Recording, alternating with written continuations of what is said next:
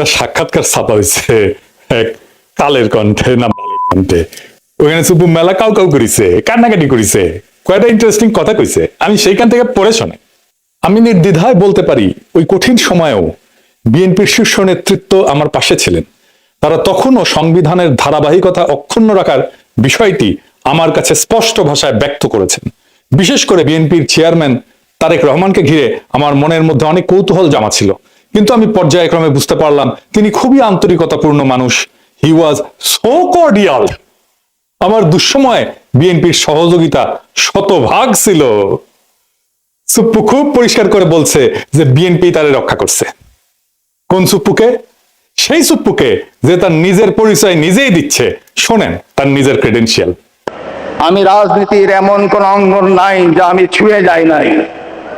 আমি বঙ্গবন্ধুর ছোঁয়া পেয়েছি। আমি আমার জীবদ্দশায় পরপর 6 বার বঙ্গবন্ধুর দেখা পেয়েছি। বঙ্গবন্ধু আমাকে নাম ধরে ডেকেছেন, এই চুপ্পু তুই এদিক আয়, এই চুপ্পু তুই মাঠে আয়। আমি বঙ্গবন্ধুর 6 দফার ভাষণ শুনেছি। আব্দুর রব বগা মিয়ার বাড়িতে আমি গিয়েছি, আমার প্রতিবেশী। ওখানে আমি দুপুরে ভাত খেয়েছি বঙ্গবন্ধুর সাথে। শুনিছেন কি বিশাল ক্রেডেনশিয়াল? মানে কার সাথে কই ভাত খেয়েছে সেটাও তার বড় যোগ্যতা। সোহরাওয়ার্দীর বডিগার্ড তারে কয়বার সুপ্পুকে ডাকছে সেটা তার বড় যোগ্যতা। তো এটি শেষ না, তারে কেন কাঁঠাল রানী পছন্দ করতো, কেন দয়া করতো, সেটা তার মুখ থেকে শুনেন। সে যে ছাত্রলীগ করতো সেটাও শুনেন।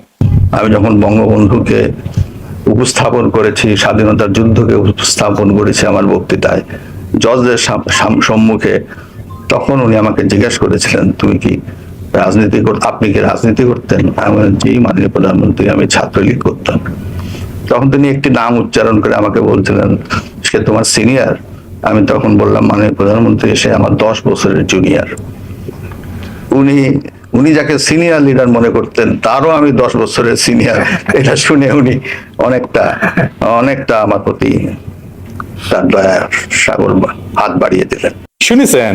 ফাইনালি তার মনে বড় দুষ্ক ছিল। সেটা জানেন তার দুষ্কু কি ছিল? আমার মনে বড় দুষ্কু, ও দুষ্কু আমার মনে রে। কি দুষ্কু সুপ্পু তোমার মনে? ওর মুখেই শুনেন। গত 3 মাস ধরে মাননীয় প্রধানমন্ত্রীকে সালাম করতে গেলে উনি আমার সালাম নিতেন না। তা আমি দেখতাম যে উনার চরণের ধুলো আমি পাই না। আমার মিশ্র প্রতিক্রিয়া হচ্ছিল যে উনি কেন আমার সালাম নেন না, না থাক থাক বলে। কিন্তু সেই সময় যে ওনার মনের মধ্যে রাষ্ট্রপতি হিসাবে আমার নাম গ্রথিত হয়ে গেছে, এবং সেজন্যই যে উনি আমার সালাম নেওয়াটা বিব্রতকর মনে করতেন, এটা তো পরে বুঝলাম। আগে তো বুঝতাম উনি আমার পর বিরক্ত। শুনেছেন তার দুষ্কু কেন কাঁঠাল রানী তারে পায়ে ধুলে নিতে দেয় না? এই কিসিমের একটা মানুষের রাখার জন্য বিএনপির কি আকুলতা ব্যাকুলতা। আমি যখন কইতাম সুপ্পু ওয়াকার আর বিএনপি বরাবর হয়ে গেছে, তার প্রমাণ পাইলেন তো। সুপুর কপালে যে দুষ্কু আছে এটা আমি কলে 2023 সালে ওই প্রেসিডেন্ট হওয়ার টাইমে কইছিলাম।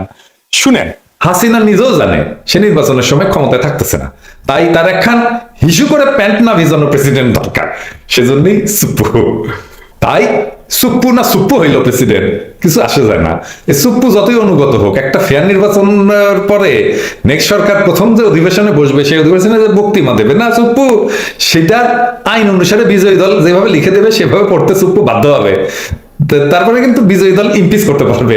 সুপ্পুরে ইমপিচ করার মতো মেলা জিনিস আছে কিন্তু বিরোধী দলের হাতে। সুপ্পুর কপালে আগের দুঃখ আছে, হাসিনা বুঝবে আইরে কি শখ কইরা আমি বানাইছিলাম প্রেসিডেন্ট, সে এখন আমার গালি দিতেছে সংসদে দাঁড়ায়। আজ দেখলাম খুব হাসতেছে সুপ্পু। হ্যাঁ আইসা নাও, পরে কান্দিবা, যত হাসি তত কান্না, কইয়া গেছে রামসন্না। শুনেছেন?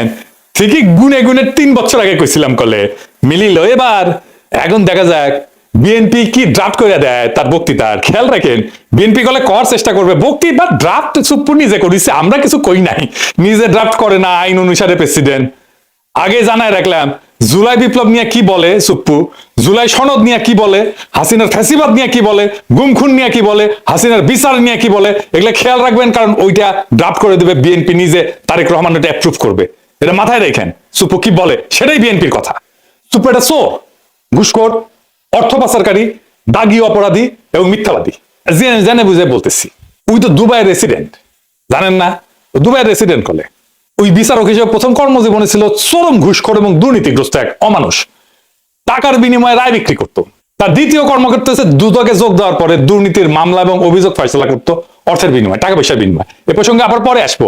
আর তৃতীয় কর্মস্থল হচ্ছে এস আলমের দখলকৃত ইসলামী ব্যাংকের ভাইস চেয়ারম্যান ছিল। দেশের ব্যাংকিং সেক্টরে লুটপাটের শীর্ষ সহযোগী ছিল সে। খুনি হাসিনার ফ্যাসিস্ট দুঃশাসনের এই নরাধমের চতুর্থ অপরাধ কর্মের জায়গা হয়ে উঠছিল দেশের রাষ্ট্রপতির শাসন।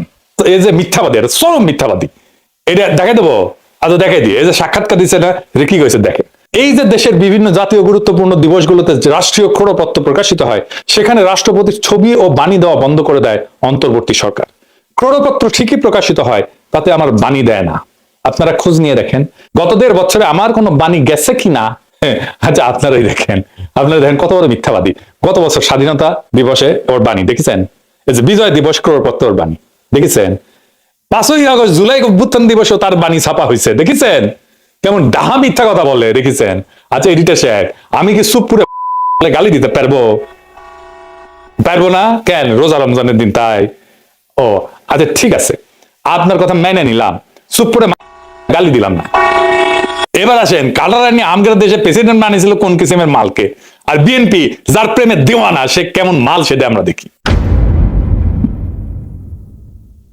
সুপ্পু 71 সালে মুজিব বাহিনীতে জয়েন দেয়। ওই তারপরে ইন্ডিয়ার দেরাদুনে ট্রেনিং করে। এই ট্রেনিং এর বন্দোবস্ত করে কে জানেন? ভারতীয় গোয়েন্দা বাহিনী রয়ের জেনারেল উবান, সে ছিল ট্রেনার।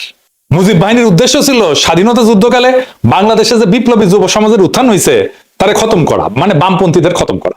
এই উদ্দেশ্যে স্বাধীনতার পর রক্ষী বাহিনী গঠন করা হয় এবং তারা কিন্তু 30,000 যুবককে হত্যা করে সে সময় মুজিবের আমলে, শরদ্দি বডিগার্ডের আমলে। এই রক্ষী বাহিনী তৈরি হয় মুজিব বাহিনীর সদস্যদের দিয়া, মানে সুপ্পুর ভাই ব্রাদারদের দিয়া। সেই রক্ষী বাহিনীকে জিয়াউর রহমান আর্মিতে আত্মীকৃত করে। শরদ্দি বডিগার্ড জয় বাংলা হয়ে যাওয়ার পরে জিয়ার আমলে যতগুলা মিলিটারি কু হয়েছে সেগুলোতে রক্ষী বাহিনী থেকে আসা লোকজন যুক্ত ছিল। জিয়া যে লাস্ট কুতে মারা যায় সেখানেও রক্ষী বাহিনী থেকে আসা অফিসার ছিল কিলিং স্কোয়াডে, যে জিয়াকে খুন করেছে। এটা খালেদা জিয়া ঠিকই বুঝেছিলেন। তাই তিনি কইছিলেন যে সাপকে বিশ্বাস করা যায় কিন্তু আওয়ামী লীগকে বিশ্বাস করা যায় না। যার মধ্যে আওয়ামী লীগের বিন্দু মাত্র জিনিস আছে, চিহ্ন আছে, তারা বিশ্বাস করা যায় না। শুনেন, সাপকেও বিশ্বাস করা যায় কিন্তু আওয়ামী লীগকে বিশ্বাস করা যায় না। আওয়ামী লীগ নিজের স্বার্থের জন্য দেশটাকে পর্যন্ত বিক্রি করে দিয়ে ক্ষমতায় থাকতে চাইবে, গর্জির মতো থাকতেছে। তাহলে এই আওয়ামী লীগকে বিশ্বাস করেন না। শুনেছেন? আর এখন সেই জিয়া এবং খালেদা জিয়ার পুত্র তারেক রহমানের আওয়ামী লীগ ছাড়া চলেই না। হ্যাঁ, যাই হোক, সুপুতে ফিরে আসি। 72 সালে সুপ্পু পাবনার এডওয়ার্ড কলেজ থেকে বিএসসি পাশ করে। ওই পরীক্ষাটা ছিল নকলের জন্য বিখ্যাত, একেবারে আপনারা সবাই জানেন, মুরব্বীদের জিজ্ঞেস করেন, সব কটা নকল করে পাশ করেছে। 75 সালে সে পাবনার আমিনউদ্দিন আইন কলেজ থেকে LLB ডিগ্রি পায়, মাশাআল্লাহ। 82 সালে সে BCS বিচার ক্যাডারে যোগ দেয়, একটা স্পেশাল ক্যাডার সার্ভিস ছিল। পরবর্তীতে জেলা জজ হিসেবে দায়িত্ব পালন করে। এই হইল দিয়া তার বিদ্যা অভিজ্ঞতার দৌড়। আগে যারা বিচার বিভাগ থেকে রাষ্ট্রপতি হয়েছিলেন তাদের শিক্ষা জীবনের সঙ্গে নকল বা সুপুর তুলনা করলে লজ্জায় মাটিতে মিশা যাওয়া ছাড়া আর কোনো উপায় থাকে না। সে বিচারপতি আবু সাইদ চৌধুরী থেকে বিচারপতি শাহাবুদ্দিন আহমেদ পর্যন্ত সকলেই ছিলেন হাইকোর্ট সুপ্রিম কোর্টের বিচারপতি, কেউ কেউ ছিলেন প্রধান বিচারপতি। আর কাঁঠাল রানী উপসচিব পর্যায়ে অবসরপ্রাপ্ত এক দুর্নীতিগ্রস্ত বিচারপতিরে বাংলাদেশের সর্বোচ্চ পদে নিয়োগ দিয়েছিল। এই করে পদটা যে কি পরিমাণে অবমূল্যায়ন হয়েছিল সেটা আমাদের ধারণার বাইরে। দেখেছেন তো কেমন মিথ্যা কথা বলে, চোখে চোখে মিথ্যা কথা বলে। এটা বাংলাদেশের রাষ্ট্রপতি। এরকম একটা মিথ্যা কথা বললে তো মিডিয়াতে হইচই পড়ে যেত দুনিয়ার যে কোনো সভ্য দেশে। কিছু হয়েছে এরকম একটা মিথ্যা কথা বলছে। 2001 সালে নির্বাচনে পরাজিত হওয়ার পরে আওয়ামী লীগ অভিযোগ করে যে বিএনপি, আওয়ামী লীগ এবং সহযোগী সংগঠনগুলোর নেতাকর্মীদের উপরে হামলা করেছে। পরবর্তীতে আওয়ামী লীগ যখন ক্ষমতায় আসে 2008 সালে, তখন ওই অভিযোগ তদন্তের একটা কমিশন গঠন করে।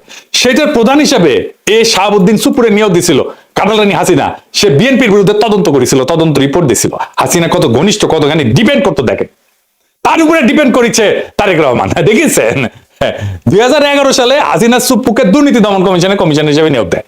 ওইখানে তার প্রধান কাজ ছিল পদ্মা সেতুতে যে বিশ্ব ব্যাংক দুর্নীতির অভিযোগ উত্থাপন করছিল না, সেটা তদন্ত করা।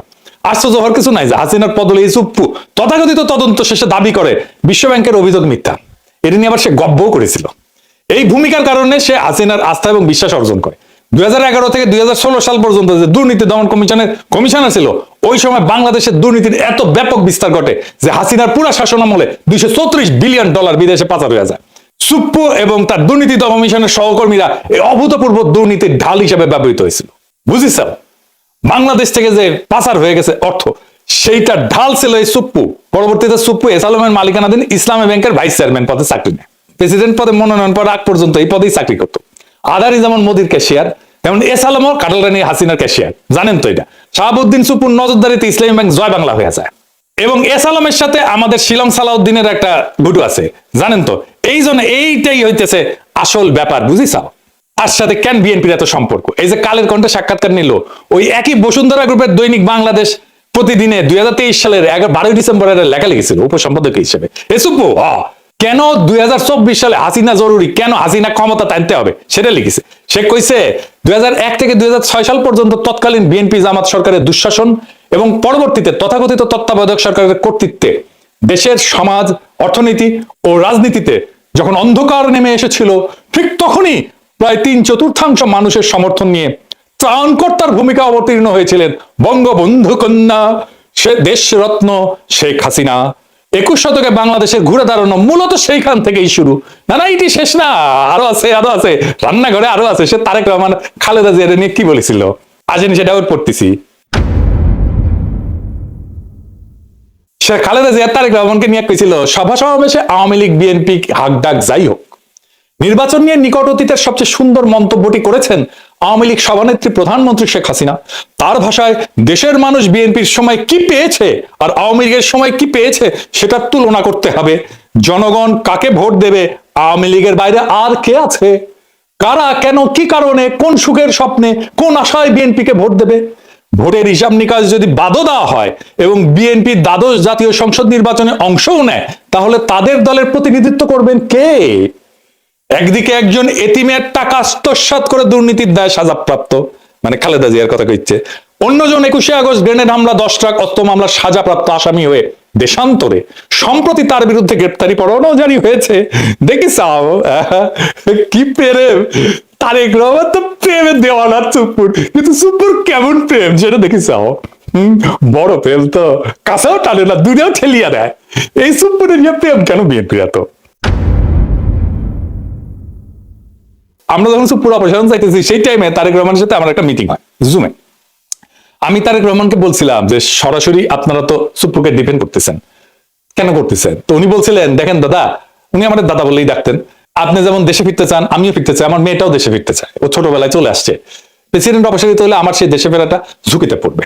আমি অন রেকর্ড বলতেছি, এই কথাই উনি আমাকে বলছিলেন। আমি বললাম যে আমি তো বুঝলাম না, আমি ওনারে ভাইয়া বলি, আমি তো বুঝলাম না, মানে আপনার কেন দেশে আছে ঝুঁকিতে পড়বে? তাই আবারও জিজ্ঞেস করলাম যে আমি যখন বুঝলাম না দেশে ফেরাটা কেন ঝুঁকিতে পড়বে, উনি বললেন যে বিস্তারিত বলবো না দাদা, কিন্তু আমি কনভিন্স যে এটাতে সমস্যা হবে।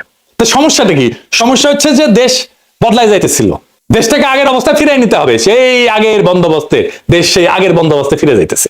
আওয়ামী লীগের অফিস খুলতেছে, ইনকিলাব আজাদি, এই সমস্ত শব্দ নিয়ে বিএনপি নেতার মধ্যে চুলকানি শুরু হয়েছে। ফুন্দের আলো রিল লিস্টার আবার আগের চেয়ারে ফিরে আসছে, এমনকি তারা লেখা ছাপাইতেছে ইনকিলাব আজাদি কেন আমাদের বলা উচিত না।